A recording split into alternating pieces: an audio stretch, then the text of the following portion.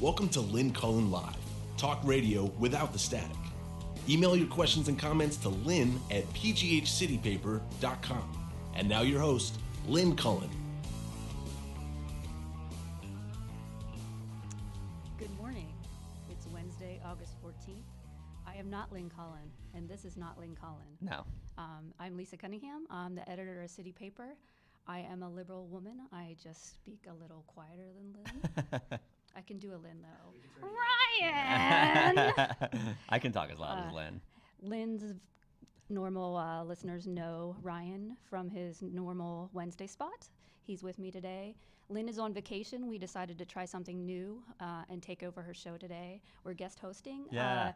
If you don't follow Lynn on Twitter, you should, because she posted an amazing photo of her mother on her 97th birthday swimming laps in a pool. Yeah, it's pretty cool.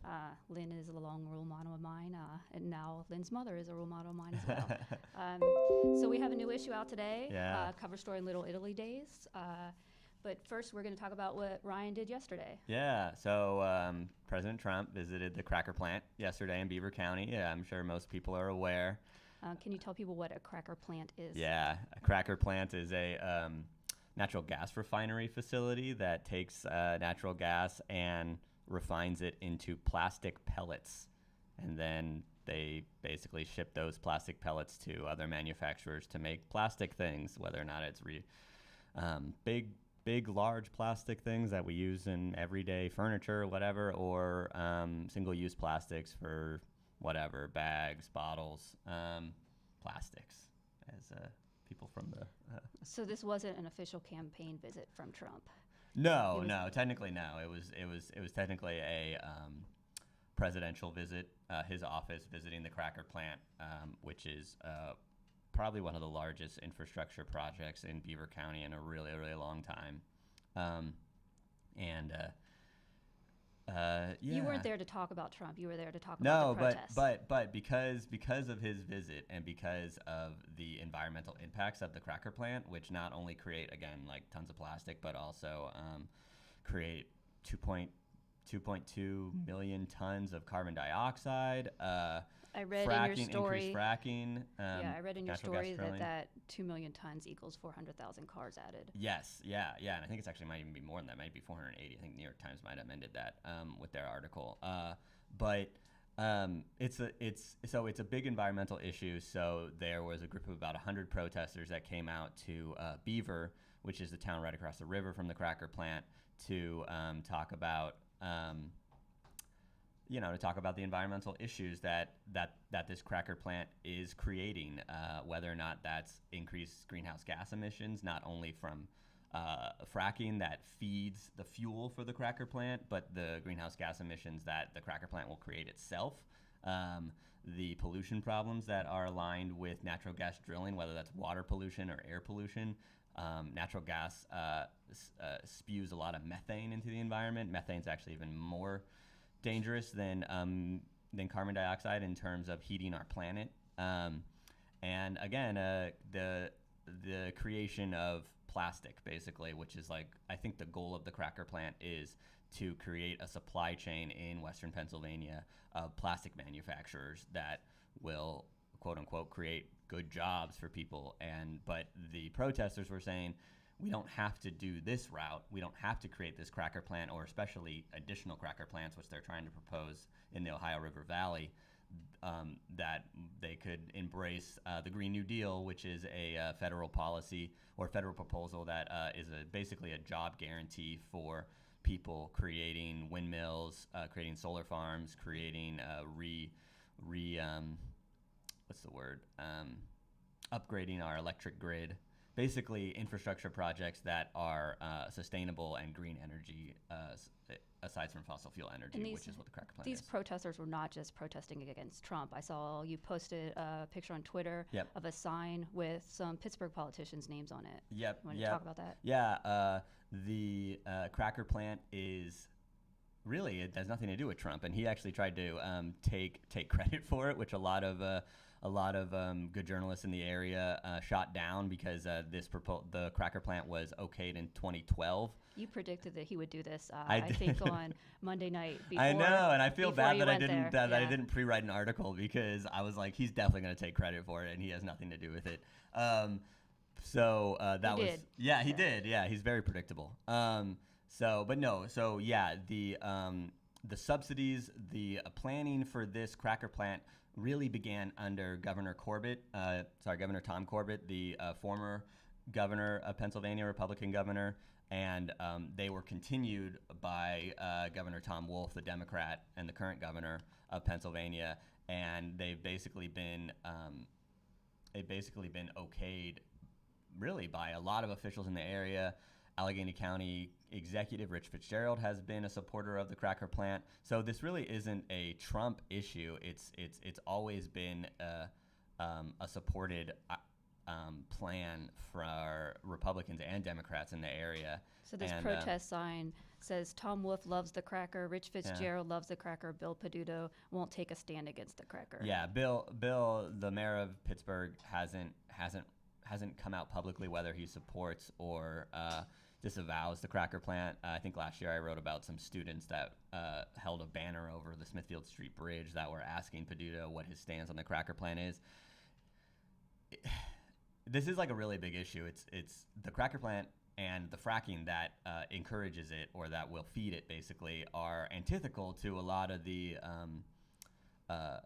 tech and clean energy kind of things that the city of Pittsburgh is trying to espouse basically. And so we're having this growth in our tech facilities, in our medical facilities, in our education sectors, and we're trying to grow those as a way to attract people. But then at the same time, we're also talking about these fossil fuel kind of growth that would come from natural gas drilling and the cracker plant. So I think this protest really kind of talked about that issue, and hopefully more people will realize the kind of opposing views that we have for our region. A lot of people say, "Oh, well, we need the rural jobs basically for people. We need these like good paying jobs to help Beaver County's economy, to help Westmoreland County, to help Washington County."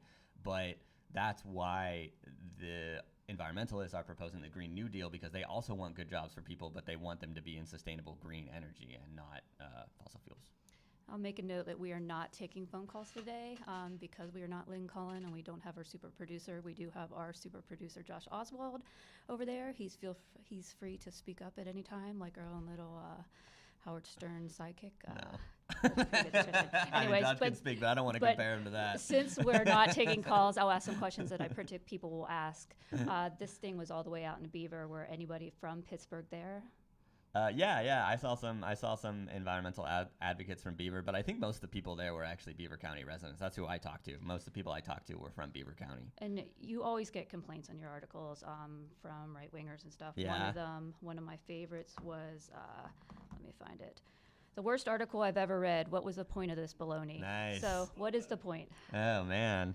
Oh, I just love that, the hyperbole. What was the point? Well, the point is what I said about talking about this kind of economic issue that the Pittsburgh region has, where we have the growth of tech, autonomous vehicles. I have plenty of issues with that. We can talk about that later. But but also AI.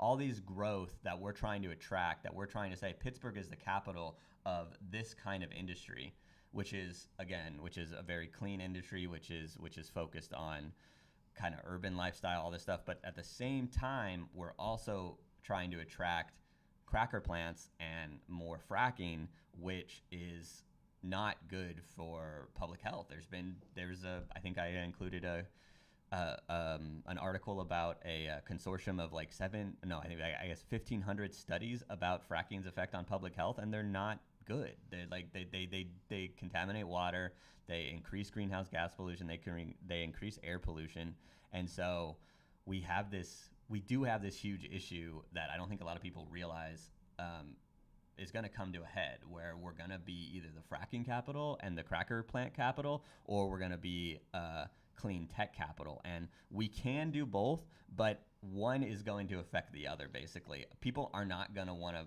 I predict people are not going to want to move here if they see that we have more air pollution. Our air pollution is already and that's terrible. The concern, like, the air pollution, the water contamination possibilities, and like people will say the creation of plastics. I mean, we as a country are really starting, and this is actually even more so than other environmental issues, are really starting to question the use of single-use plastics. So one of the complaints I saw from multiple people online was these protesters cover themselves in plastic.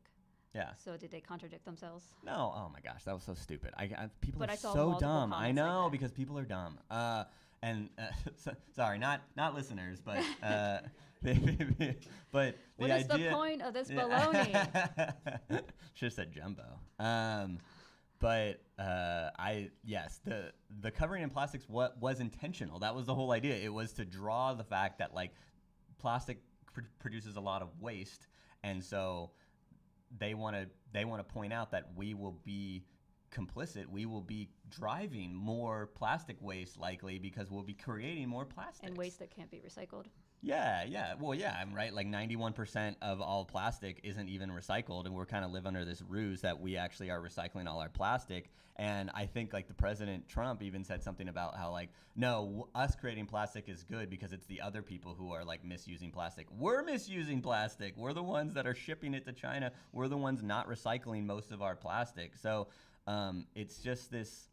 It is this really big story. A lot of politicians don't want to talk about it, especially Democratic politicians, because Democrats are typically more aligned with environmental issues, and so it's this like double-edged sword that we have to deal with, and I think we should probably talk about doing a bigger feature on it because I will say that really Ryan walks the walk too because.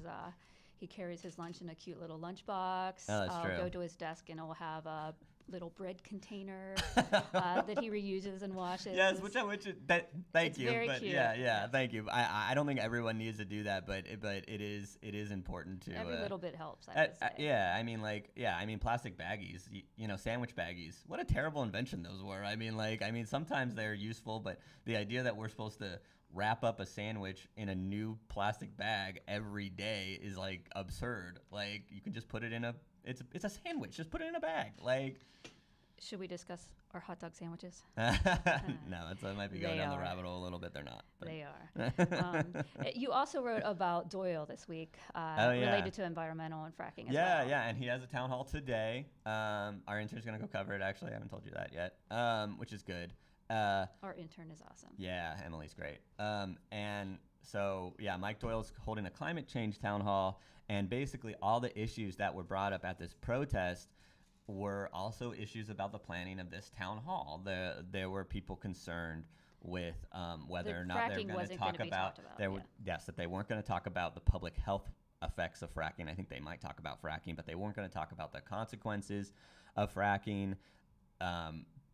People said that people had applied to be on the panel to talk about the Green New Deal who were rejected. So I think people are worried they're not going to talk about the Green New Deal. What time is that today? 6:30 at Soldiers and Sailors in Oakland. There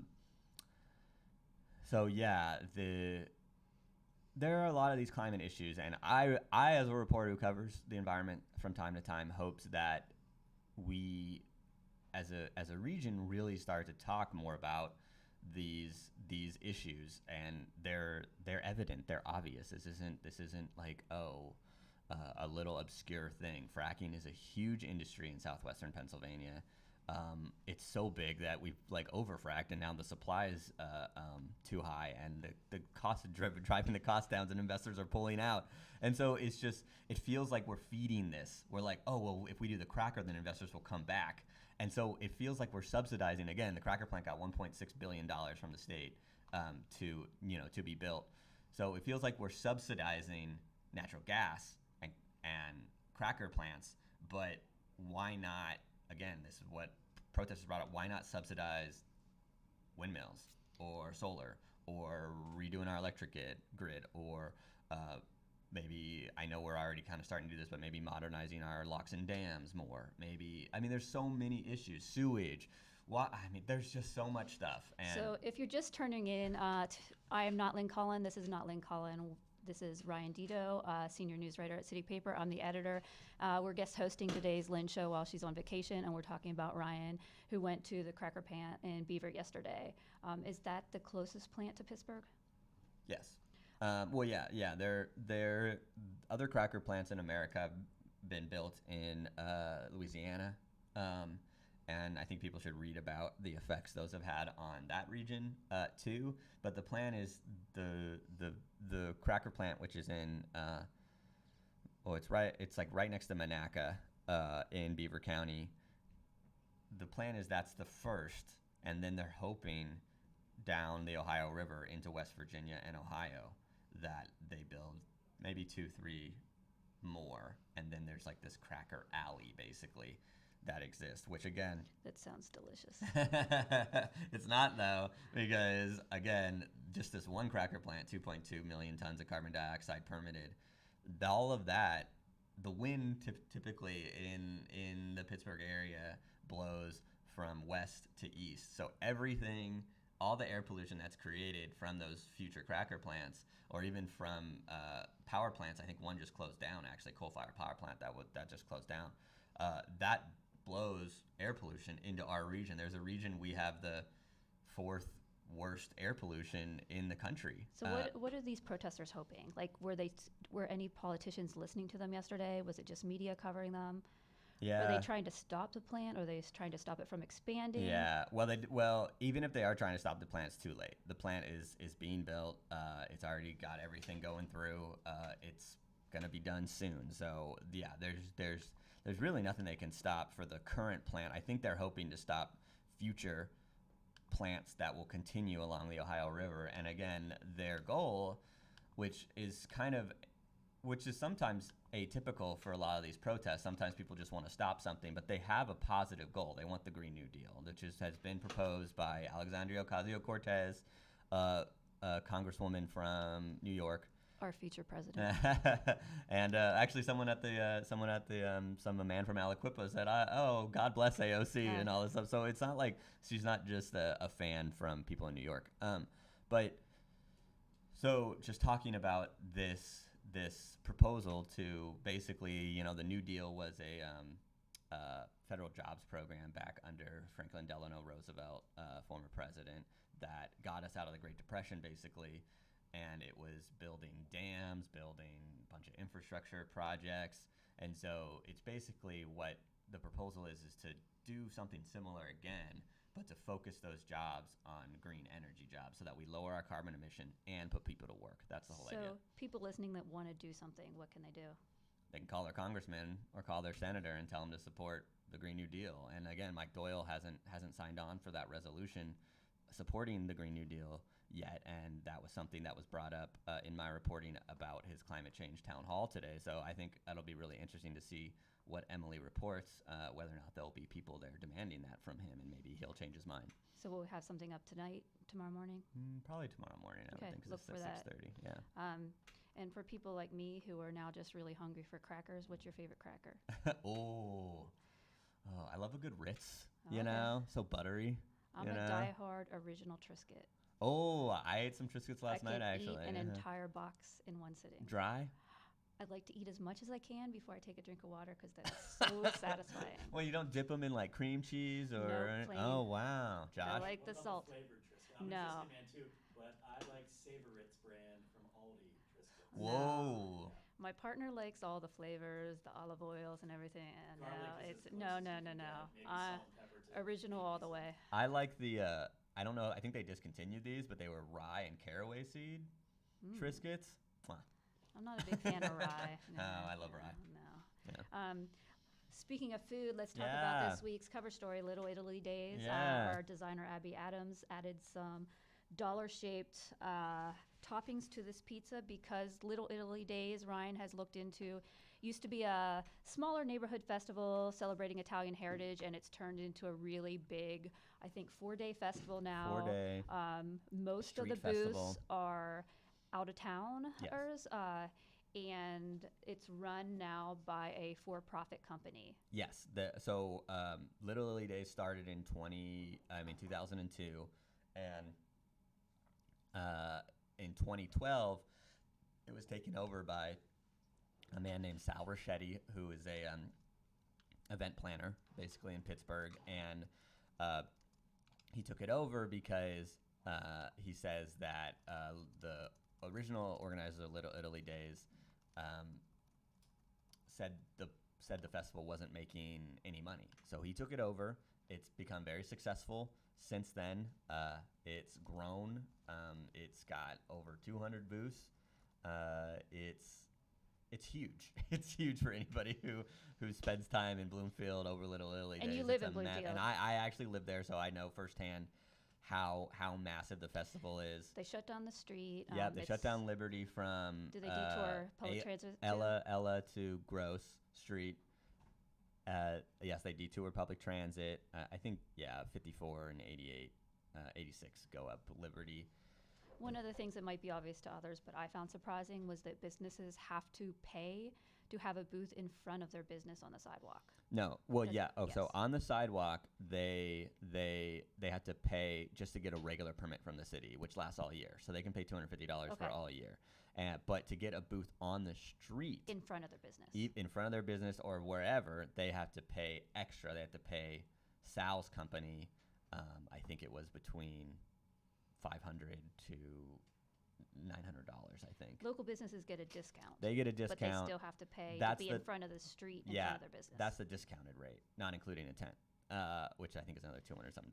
And one local business did buy, I think, 7 spots. Yeah, Caliente, the pizza shop, has bought 7 booths. There are businesses that do participate. There are local businesses that do participate in Little Italy Days that make a lot of money. I talked to Maria Moranti, who has a little Italian shop. She says it's like indispensable to her business. She makes she makes a month's worth of business in the 4 days of Little Italy Days. So what are people complaining about? This all stemmed from a big meeting earlier this year. Yeah. Well, I think there's been a lot of complaints over the years. Residents have really complained about the size of the Little Italy Days, about how many people it attracts from out of the neighborhood, which about how much disruption it causes in terms of people who live on Liberty can't even get out of their apartments, people who live in the neighborhood, that there's so much traffic because of all the people coming to Little Italy Days.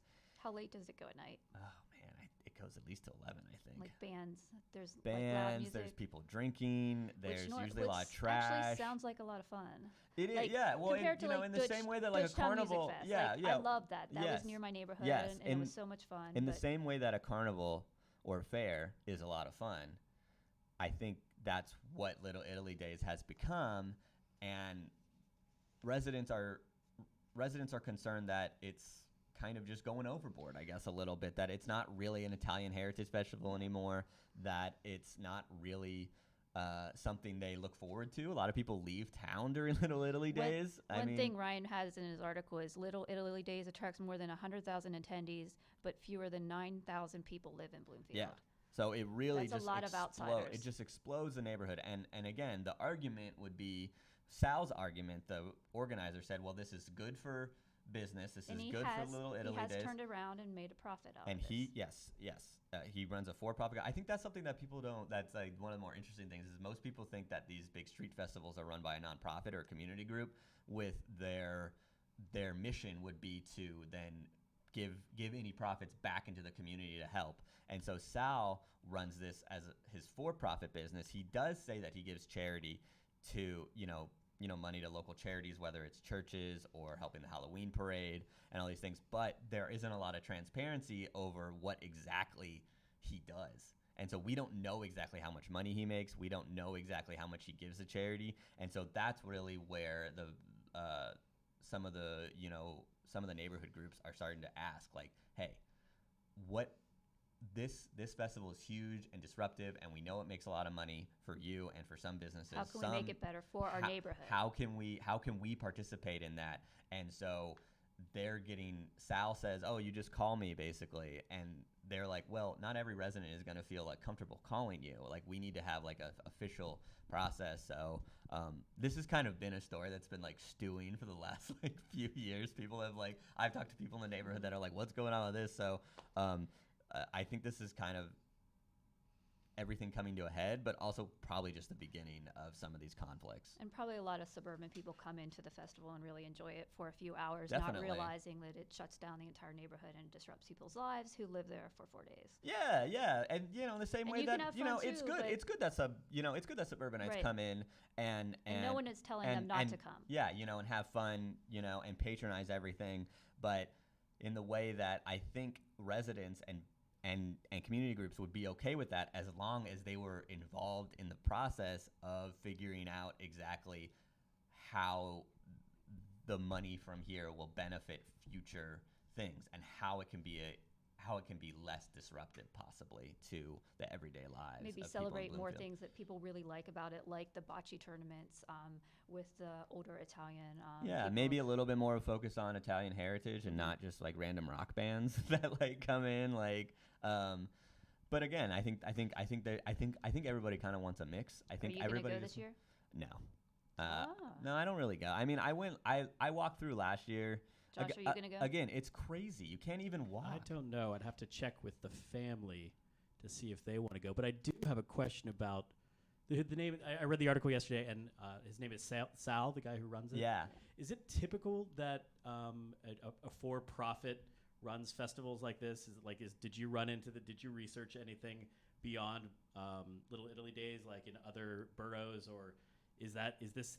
I would have guessed, like you said earlier, that readers probably think that these are held by like the municipality or the Yep. city, or do you know, is this a typical thing where a for-profit company comes in and puts on a festival in the name of a neighborhood? Yeah. So my understanding, at least, I spoke with Deb Gross, who's a councilwoman for Bloomfield and a Pittsburgh city councilor, and she said that it doesn't seem that typical. Basically, that there's a for-profit event planning group putting on a very large festival. I think for maybe smaller festivals, like maybe a block party or something like that, it might not be run through a nonprofit or anything like that. But typically for large festivals, like the Regatta, for example, which was canceled this year, but that's run through a nonprofit.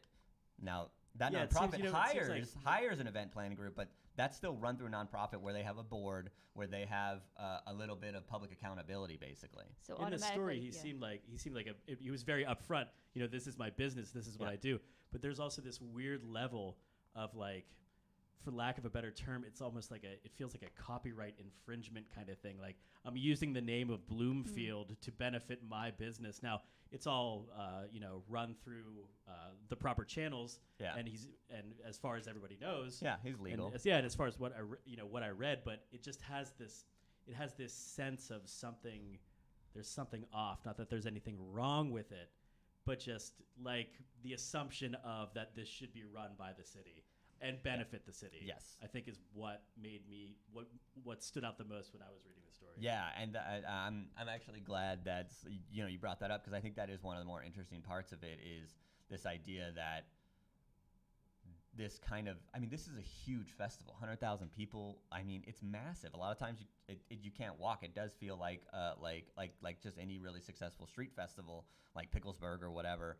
But yeah, typically those are run through nonprofits, and even if they're not nonprofits, there's still kind of like some kind of accountability or some kind of governing board that people can like speak to, can talk to. Like, even if like the downtown Pittsburgh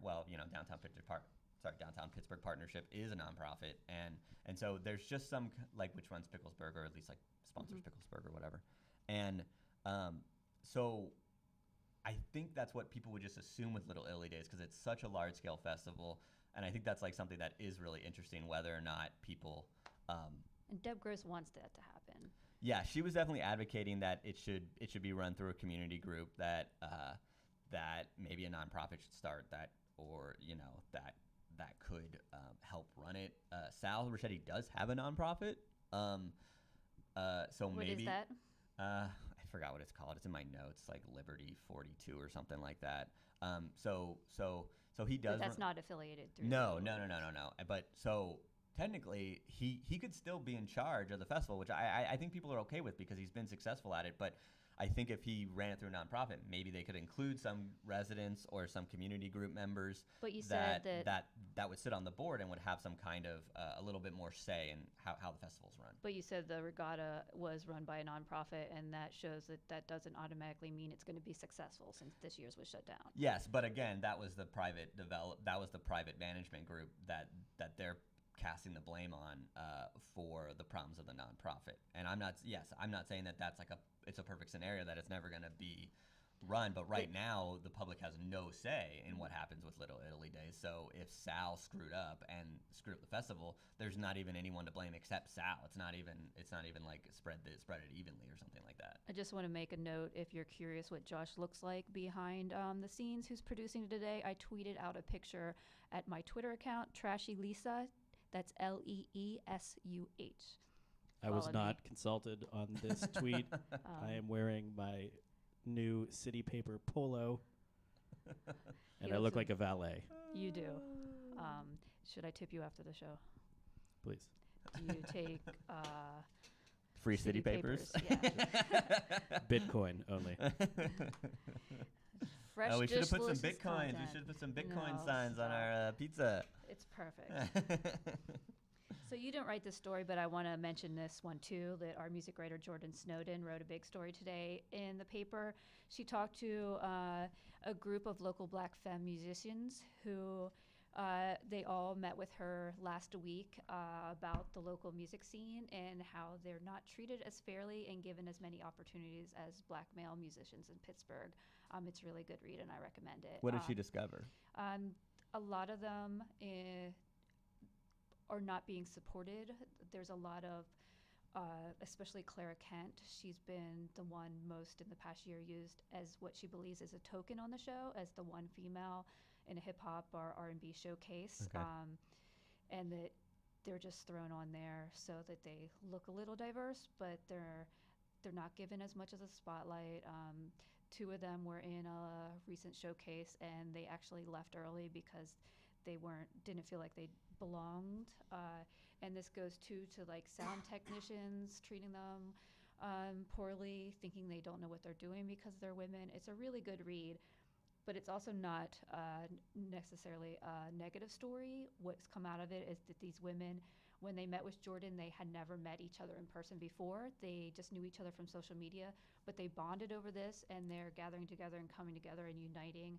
So they have support in each other and they're just trying to, by talking to Jordan, they're trying to make some changes and make things different. And this is something similar to what we saw in a comedy piece we did, I think it was earlier this year, on women in Pittsburgh comedy scene. And they also felt that they were often the one woman token thrown on a male show. So it's just opening our eyes to different issues around Pittsburgh. So it's a good read. Yeah, absolutely. What else you want to talk about? Oh, man. Oh, so much. Josh is also the writer of our Just Jagging column, where he bitches about pretty much everything. So, yeah, he just got back from insane adult band camp. Not just adults. There were teens there. There were a handful of rambunctious teens making us all feel older. With Dinosaur Jr., correct? Correct. Yes, the famous 90s band. He went and Don't limit them to the 90s. stayed in the woods and shared a bathroom and rocked out. It's like that Simpsons episode. There was, which one? And the one where Homer goes to the rock camp. Is I that don't know good that Simpsons or is that bad Simpsons? I don't know. I could see Lynn Cullen playing Marge. She Yeah. has a little bit of a Marge voice. Maybe more like the sisters. Oh, yeah. Like Marge combined with the sisters with Yeah. Lisa's intelligence. Yeah. Oh, wow. You know what I do want to talk about is all this downtown crime story nonsense. Both of us were on the scene of the stabbing Oh, the yes. other week. Yeah. But We went over because we heard other news reports say that it was a hate crime, and that turned out to Be false. yes, false. We did not actually post anything about it on our Yeah. site because we did not want to jump the gun, and I'm glad we waited. Yeah. Because It didn't stop the Hill. no, Some other national publications newspapers. picked it Yeah. up. Yeah, the initial report said that 2 Muslim women were stabbed, and they were both wearing hijabs. Yeah. Which was but not true. that turned out not to be the case. The first woman stabbed wasn't wearing a hijab, and she's the one who was probably targeted and unfortunately passed away from the stabbing. And It's then a horrible another event, and but then it another seems to passerby be- apparently was also stabbed, Yeah. who was apparently wearing a hijab, but it seemed like it was a passerby and not a targeted event. But also, I just think like there's been a lot of stories this summer, crime stories related to downtown, and there's been a lot of talk about whether or not downtown is not safe, all these other things, and I think Pittsburgh police just put out their crime stats for the last year a couple days ago, and Zone 2, which includes downtown and the Strip District, had actually lower crime rates than last year. Its violent crime went up 5 percentage points, but that was only four additional But events. overall, So it's just it's it's one of down. those things. Overall, it's down. The city is down. Overall, violent crime overall in the city is down. It's significantly down over 5 years, and I just think there's a lot of narrative out there that downtown is now crime infested and is impossible for people to spend time in, and I think that is just totally overblown. And I just hope people really think about that when they look at the statistics, which show the crime rates Yes, versus crimes like the stabbing the headlines. are terrible. Yeah, But it's of course. an isolated event, and it doesn't happen all the time, and it happens in cities everywhere. We don't want it to happen again. But I went to college. I went to Point Park back in the 90s. So downtown is a completely different world than it was 20 years ago. It's insanely different. Yeah. The cultural district is huge and expanding.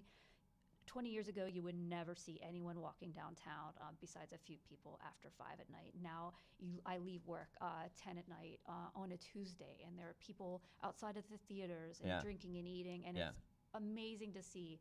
But with the higher number of people downtown celebrating comes more potential for crime. Yeah, and really just more people noticing what Right. happens, and really probably more media attention, and so that it just feels like let's pump the brakes a little bit before we declare that downtown Pittsburgh is now this crime infested rat hole, and let's actually let's look at the crime stats.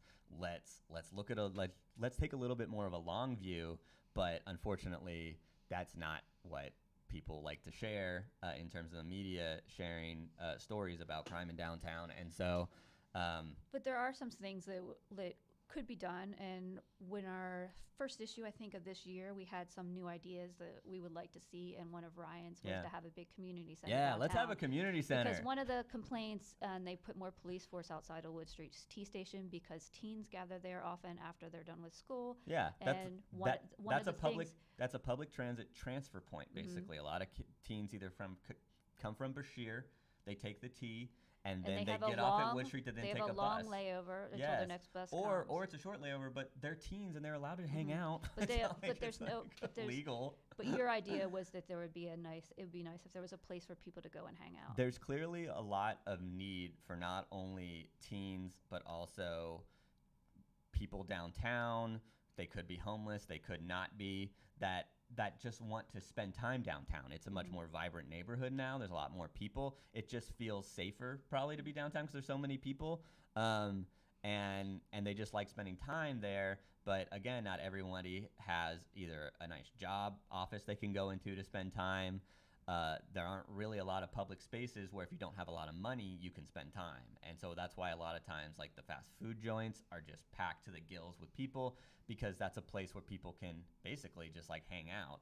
And so I really think that if there was a solution to solve some of the activity that's happening downtown, or some of the growth and activity that's happening downtown, whether or not that's criminal or not, Many years ago, I have an example. they should have a community center, basically, somewhere where people can just, and there can be security guards there. They can just hang out. They can watch TV. They could play board games. They could do homework. They can do whatever. And it's like, it just feels like the solutions that are being proposed are punitive, and there's no like non-punitive things being proposed. Years ago, we had that really huge snowstorm where, like, I was trapped downtown for, like, and I didn't know I was going to make it home. I was living in the East End at the time. Buses weren't going. It was really, really cold, and it was a blizzard. And my boyfriend and I were trapped downtown, and there was a homeless woman that didn't know where to go, and she was cold, and she was shaking, and she didn't have any clothes on, and we're like, where can we take her? We didn't know where to take her because there was no place downtown to go that was open late at night. We ended up taking her to the Greyhound station because it's a place that had large and had a public bathroom that she could use, but in a case like that, there was no place for them to go. Yeah, there's no place for people to spend time downtown, and again, these are there are a lot of youth and teens downtown, but again, they're most likely there because they're transferring buses, and then they either live wherever they live in the north side or the west end or wherever, and I don't understand why we just shouldn't try to give them a place to go. People are saying we should have the city have more police officers, but okay, well, let's think of some different solutions maybe. We're a big fan of downtown. We work downtown. Yeah, downtown's we're great. Coming to you live from downtown. More people are moving downtown. Yeah, which a lot is more really people. Crazy. Yeah, Lots of condos. But I think that's kind of what's driving a lot of the stories about crime is that there's just a lot more people who actually live downtown. So people maybe are maybe seeing the crime more often than when it did happen maybe 5 years ago. Before downtown became more of a popular neighborhood. And so there's this perception, I think, that people think like, oh, the crime rates are so much higher. But again, the stats show the crime rates are actually lower. And I just think like, well, if there's going to be more people downtown, then let's build a better downtown. I feel basically. safer downtown now than I did 10, 20 years ago. When I used to be waiting for the bus outside of our old office on Penn Avenue, I would get approached every night and ask if I was working, and I was naive, and I'm like, no, I'm waiting for a bus. And they're like, no, are you working? Wink, wink. And so times have changed, and it's improved. Yeah. And so I just want to caution people and just like, you don't have to just believe every headline that's written. Like take a longer view approach, except if it's a city paper headline written by me. Believe us, yes. or any of us. Yeah, Come on. yeah, but mostly me though. That's City paper rules. Maybe not Josh. Yeah. I don't recommend believing any of my headlines. He writes them intentionally confusing to really throw people a boomerang. What do you have coming up, Josh? Oh, I don't know. I missed the editorial meeting yesterday to get this beautiful issue online. So cooking something up for the next humor. I put that in quotation marks for the readers, just in case you don't find it funny. Column that I write. Any suggestions? Send us an email. Yeah. info@pghcitypaper.com. Tweet us. Whatever. Things around Pittsburgh that you want dug into and quote unquote riffed on are all game. What do we got coming up next issue, boss? We don't like to reveal our secrets. Oh, okay. Got to just pick it up. Yeah. Pick up the issue. Well, we're bringing you news, arts, music every week. You're talking to a local politician who's a candidate. Political candidate. Yeah. Not a politician yet. Yes. All right. He's in the political sphere. Yeah. Yeah. I really don't like to give away secrets. Oh, we don't have to talk about the issue coming forward. Because this one just came out. Yeah. Piping hot. It's a big one, too, by the way, Yeah, it folks. is. We have lots of our winners of Best of this year. Thank the readers in ads they purchased to thank our readers, which is pretty awesome. Lots of good winners this year. We didn't talk about that because Best of came out last week, but we're still in a high from it. Yeah, Best of was what was great. your favorite winner this year? Well, I really love Apteca, the best vegan restaurant. I'm not a vegan or a vegetarian, but it's a fantastic restaurant. The food is so good. Actually, at the Best of party, I had a dish from Sichuan Gourmet that was beef tongue and tripe, but they don't. I had it. No. It was amazing. And like they're like, we don't really tell people what's in it because they like freak out just by like what you're doing right now. But it was so good. I recommend people go to Sichuan Gourmet. I was shocked. I was like, oh my gosh, this is an amazing dish. So The favorite thing I had at the Best of party is funny because it was from Round Corner Cantina, I believe. Yeah. And it was a little vegetable plate with oh guac, yeah, that was good. but it had a raw carrot sticking in it, and I've been thinking about that freaking carrot dipped in it was guac blanched. for days. It was blanched, to be perfectly It was fair. delicious. I Which think- is I so think- odd to I think say I my saw favorite Josh, food was I was back working then. through those vegetables with the curiosity of what is this? I think I heard they may have run out of chips, Oh, and that's why they moved to the vegetables. Oh, it I don't was want to. so smart. That's all. That's all. I had a couple chips. they on also that. That's had- hearsay. I don't want Yeah. to They point also had- fingers at the But they preparedness. also had little purple cauliflower. It was Yeah, it was delicious. very colorful. It's very summer. Yeah. It was a vibrant looking plate of vegetables for sure, and I ate. I want everybody to know, including my family, that I ate most of those vegetables. He was a good boy. The cheerleaders burger is also fantastic, and I'm did not not saying have anyone should go that. to cheerleaders, but if you do, get the burger. Our entire staff Really has been good. raving about the cheerleaders Yes, burger. cheerleaders burger. and- That we might have to try And I heard to that nudge people to best burger next Mayor, year. Mayor Bill Pizzuto was at the party. Yeah, and I saw heard him. that he tasted the cheerleaders burger. And I witnessed that. He took a bite and said, "It's a good burger." Yeah, So yeah. yeah. I was really excited to see Vanessa German win Best Local Poet and Best Visual Artist. Yeah. I feel like the readers really came through this year. And Best You know? Power Couple, the Fettermans. I Yeah. have to say, I've had a long crush on Giselle. I follow her on Instagram. Her family is adorable. Yeah, they're pretty cute. But I met her, and it made my entire month, I think. But that was a new category this year, Best Power Couple. That's right. Yeah. So, yeah, some surprises, and that is all still available online. Yeah, check it out. We also had our best bank winner was actually in the news this week because yeah. PNC. PNC lowered their Segways by Ryan Deto. ended their financial relationship with private prison companies, which I think is a really big deal. Actually, private prisons have been under incredible scrutiny over the last few years. Their role. That was one of our most read stories last week, too. Yeah, it was not only their role in immigrant detention, but their role in mass incarceration. They have lack of, again, when it's a private thing, they have lack of accountability. They're overly staffed. They're understaffed, I should say. And yeah, that was it was kind of shocked to see them take that step, and so it was very coincidental that they also won Best Bank. They are my bank, but I'll say that I originally was in National City, and they transferred over to PNC. So Got it. Okay.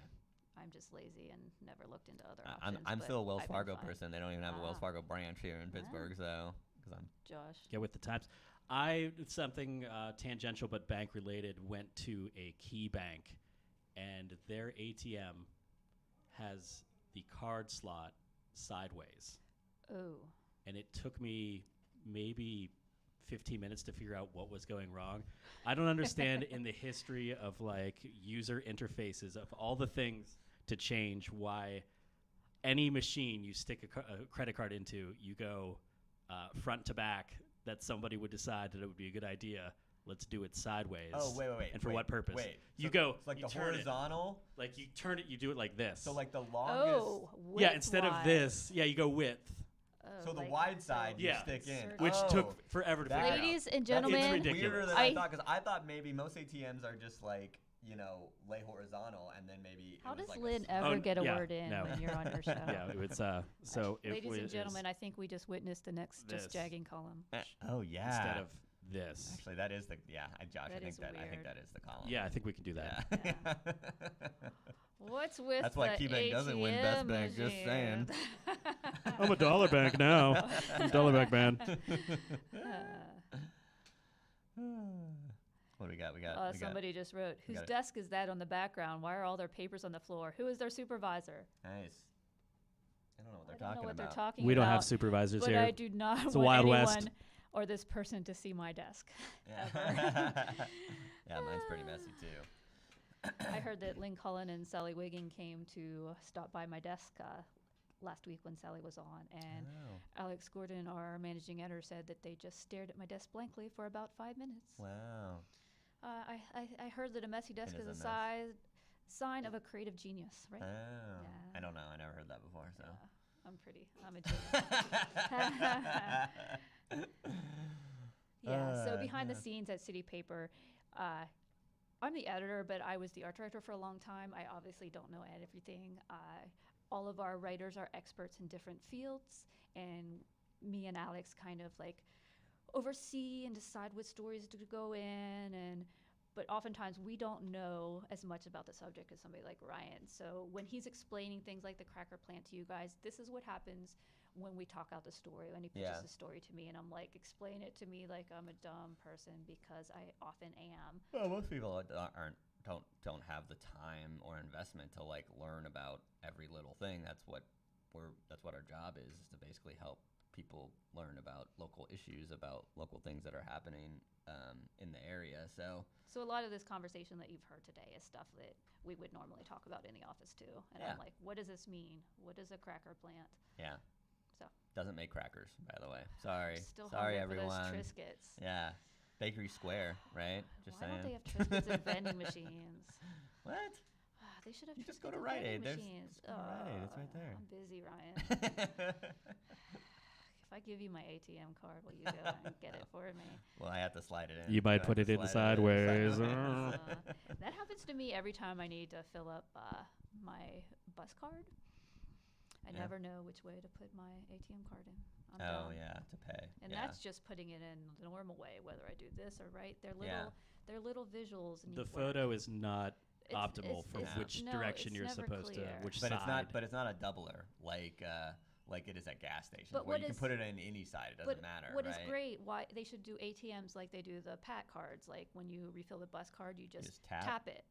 Why can't you do that for ATM? No, because they have to take the ATM in case someone stole your ATM card, and then if they don't know the password, they're gonna destroy it. But you can't do that if you just tap. Why aren't just people nicer and more trusting? This world sucks. It's just security. It's just a normal security measure. That's what the convenience of having an ATM is. That's a security measure. That makes sense. Details. Oh boy. Do you guys ever call it an ATM machine? I think I just did. Did I? I don't know. Yeah. A lot of people get because the M stands for machine. Yeah, that rankles a lot of people. It's automatic teller machine, right? I think I finally stopped saying Mac card and Mac machine. Oh, I miss Mac. Yeah. Wow. Money Access Center, perhaps. Is that what it stands for? That's my guess. I have no idea. That's like I guess it's pretty injury, just saying. I'm trying to think of something better. Monster, amazing computer. I like mine better. Oh, you know what I had last night that I think I might write about? I don't know if there's room in the paper, but Ohio Valley Pizza. Oh. Yeah. Is that the cold cheese? Yes. Ew. No, but it's not that cold. Cold cheese topped with beef tongue? No, there's no beef tongue. Yeah, I don't do the cold cheese, but I do. But it's not. Is all Ohio Valley Pizza cold cheese top? So. Because I've eaten Beaver County, which. That's where I was. Okay, which did not do cold top, and it was a delicious square of pizza. The one I went to is in Ambridge it's colloquially called Police Station Pizza. That's your favorite one, That's right? my favorite. And it's mostly just baked dough sauce, and they put like a little bit of cheese, and then they bake it, and then they take it out hot, and then they add the cheese to it. And that's pre-cheese it. Just a little bit, and but that's basically the Ohio Valley style of pizza. And that's what Beto's is. Like everyone That's what loves Beto's that is. one. But the thing about Beto's, and I think why it's polarizing, is that they put a ton of toppings on. So no matter how piping hot the pizza is, if you put that many toppings on, a lot of them are not going to melt at all. Does it melt in your mouth after you take a bite, the cheese? Police Station Pizza does. It's just like it's actually kind of nice that they put it on after because it's a little chewier, you know, because the dough has a really crispy like bottom, like almost like a baguette, you know, like it's that much of like a crunch, you know. Try it. And so I brought some in today. Oh, I'm not trying your leftovers. It's good leftover though. I'm gonna heat it up. Before we close, can you talk about your celebrity sighting you saw last night that you texted me? You were so excited about. You guys, This has been a dream of mine for a long time. I spent a lot of time You in didn't Swickley. take a picture, though. No, because he's looking right at me. So I spent a lot of time in Swickley because my girlfriend works there, and we were at the Sharp Edge in Swickley, and none other than former Congressman Keith Rothfuss walks by, and 9:33 p.m. I just saw Keith Rothfuss! 3 exclamation points.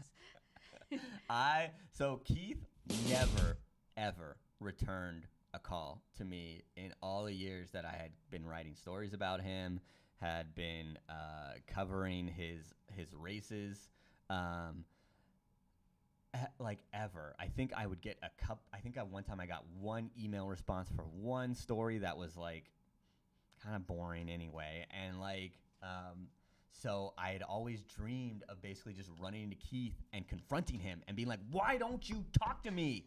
Like, I have a legitimate Did you do question. that last night? No, because one, he lost. He's no longer a congressman. He lost to Connor Lamb, so boo-hoo-hoo. But you're obviously still hurt about this. Well, because I had always dreamed of just, like, running into him at the Starbucks or the Crazy Mocha in Swickley or And now something, you and did, just and being you like, blew yo, it. Keith, what's up, dude? You know? You blew it. And should've chased yeah, after I him. know. I thought like, oh, How'd he look? He looks pretty good, actually. Looks like he's been like pumping some iron, to be perfectly honest. Yeah, and well, he looked like a regular guy, which is like a throwback to one of his first ads when he ran. He came in the Tea Party wave, which was basically just like when a bunch of people like. Just like it was just like being anti-Obama basically, and like anti-government, like got you into office. And so some of his ads for running for office were basically just like he mows his lawn. Oh yeah, the And family he picks man. up his kids. Yeah. What does that have to do? And so like Josh could run for office. well, only in the Tea Party wave, you know. I don't think that's Sorry, Josh. That's exactly what I stand for. He mows his lawn. Josh might ride the he Diet picks Coke up his wave. kids.